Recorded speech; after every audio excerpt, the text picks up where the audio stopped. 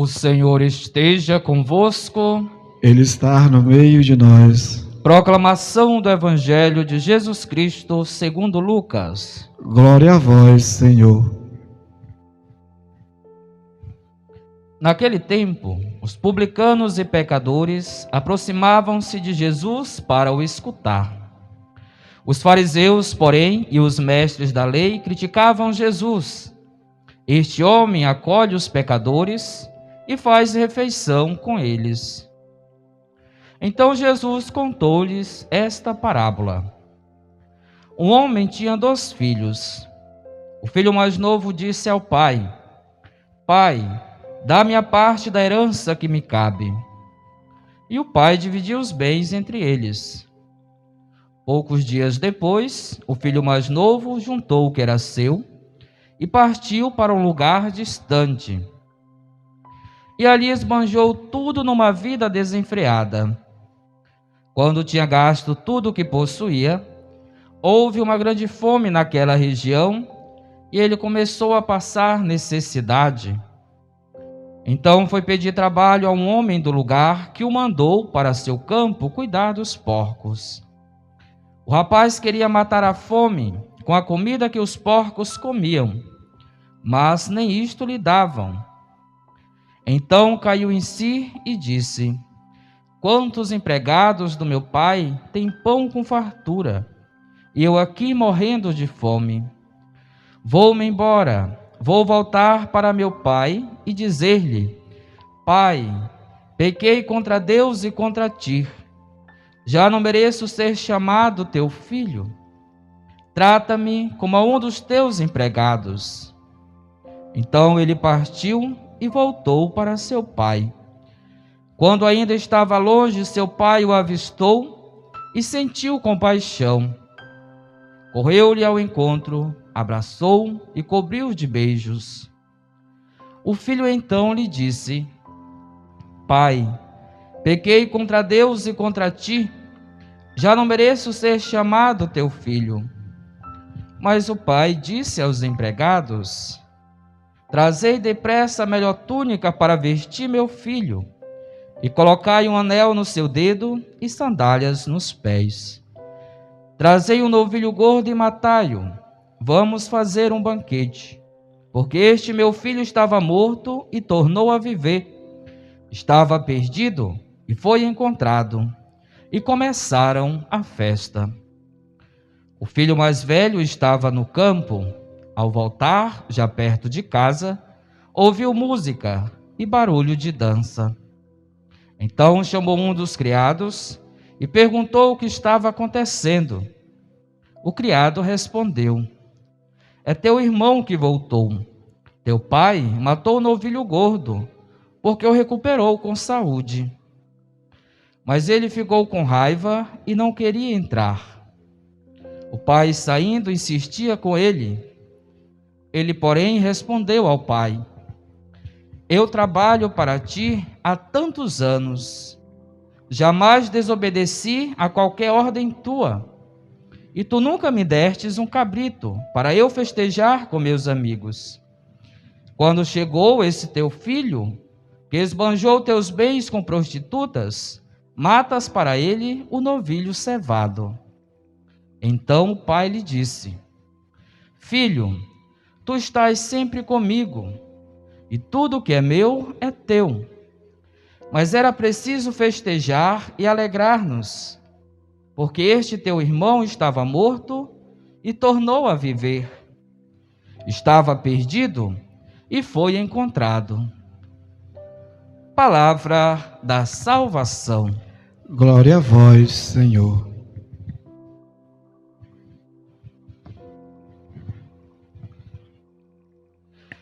Meus amados irmãos e irmãs, celebrando hoje o 4º domingo da Quaresma, como também, assim conhecido, Domingo da Alegria. Dentro do tempo litúrgico, há 2 momentos em que a igreja ela se reveste desta cor rosa para expressar esta alegria antecipada do mistério de Cristo. O primeiro momento é no tempo do Advento, no terceiro domingo, aquela pausa em que este ciclo litúrgico já nos prepara para vivermos a alegria do Natal do Senhor. E hoje, no quarto domingo da Quaresma, dentro deste contexto penitencial, a igreja já se alegra com a festa que se aproxima, levando-nos ao encorajamento, à perseverança. Rejubilai, porque está próximo a festa do Senhor, a festa da salvação, na qual o mistério pascal de Cristo se revela, se manifesta e através do mesmo nos resgata, concedendo-nos a graça da remissão dos nossos pecados e da salvação. A liturgia de hoje traz para nós a parábola do filho pródigo. Somos convidados a fazermos esta avaliação não somente deste personagem que se sobressai, na qual a narrativa, digamos que dá o maior tempo a tratar, a falar sobre este jovem que pedindo a sua herança, sai ao encontro em busca da sua felicidade. Depois se dá conta que a verdadeira felicidade estava na presença de seu pai. Mas também, além do filho pródigo, temos que considerar o pai, aquele irmão que ficou dentro do lar e os criados que vêm dar aquela informação do retorno daquele jovem que havia saído e esbanjou todos os bens. Na vida do filho pródigo, algo muito importante acontece. No primeiro momento, a ingratidão para com o seu pai. A partir do momento que ele, pedindo a sua herança, ele nega a existência desta paternidade. A partir daquele momento, como seu pai não existisse, porque a herança os filhos recebem já quando os seus pais já não se encontram em vida. E é isso que acontece. Ele nega esta paternidade, nega toda uma história, todo um contexto relacional, de afinidade, de amor, de cuidado, de zelo, simplesmente para ir em busca de uma aventura. É próprio do ser jovem, é próprio da nossa juventude sonhar com a nossa própria liberdade, porém nem sempre somos convictos de que a verdadeira liberdade não se trata de libertinagem. E São Paulo, a esse respeito, nos orienta: tudo me é permitido, mas nem tudo me convém. Este jovem, saindo do lar paterno, esbanja todos os seus bens, em busca de uma felicidade ilusória, em busca do prazer, em busca do ser, do poder e do ter. Mas acaba descobrindo que tudo aquilo que ele havia projetado acabou. A ingratidão para com o pai e até mesmo tudo aquilo que ele tinha dentro daquele lar, porque ele não era um empregado, ele era um filho e muito amado, principalmente por ser o filho caçula. E na condição de filho, ele passa a viver uma realidade desprezível, assemelhando-se aos porcos, e ainda pior, que nem mesmo o alimento que os porcos se alimentavam, ele foi digno de receber. Mas diante da grande besteira que ele cometeu, ele se dá conta que é no lar paterno que está a sua verdadeira felicidade. Entrando em si, reconhecendo o seu erro, ele deseja voltar, arrependido. Quantas coisas passaram na vida daquele jovem? Será se meu pai ainda vai me perdoar? Será se ainda ele me espera? Como será a reação, a atitude dele? E para a surpresa dele, o pai estava já à sua espera. E ainda mais, quando o avistou de longe, ele correu ao encontro do filho. E o filho arrependido, confessando o seu pecado, o pai nem sequer dá atenção às suas palavras e simplesmente cobre-o de beijos, abraçando e restituindo novamente a sua dignidade. É assim que Deus age para conosco. Deus tem pressa pela nossa conversão. A atitude do pai ao correr ao encontro do seu filho significa dizer que sozinhos não somos capazes. É a graça de Deus que nos sustenta. É a graça de Deus que se antecipa. É a misericórdia de Deus que nos alcança.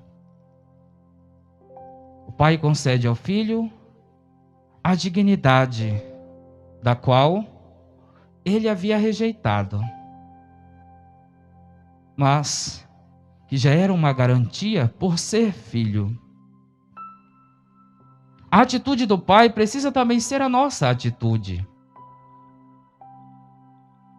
O filho imaginava que as portas da casa e do coração do pai haviam se fechado para sempre. Mas não foi o pai. Não foi a atitude do pai. Mas sim, o filho se fechou na sua soberba, no seu egoísmo.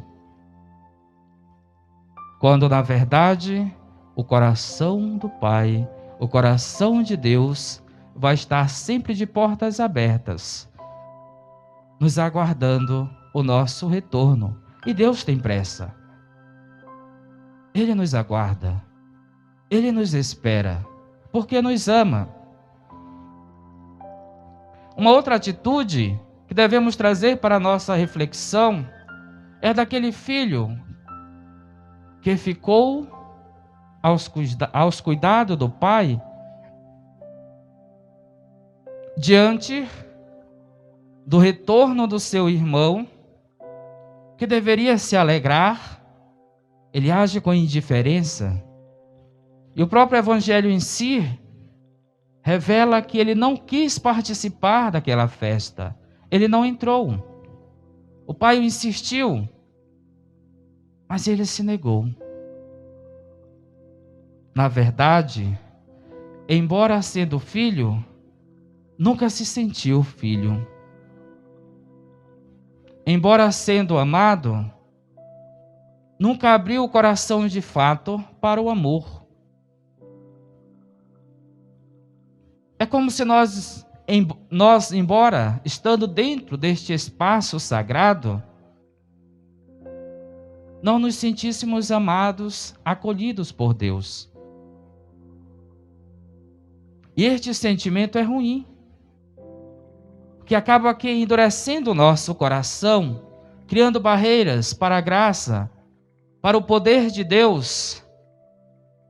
Não que o poder de Deus não seja capaz de ultrapassar os limites, as nossas barreiras, em que o próprio pecado em si é capaz de construir.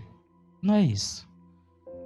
Basta recordarmos a atitude do filho que se arrependeu e a do pai que acolheu o perdão, que foi ao encontro, ou seja, é o esforço humano e a graça de Deus, de modo recíproco,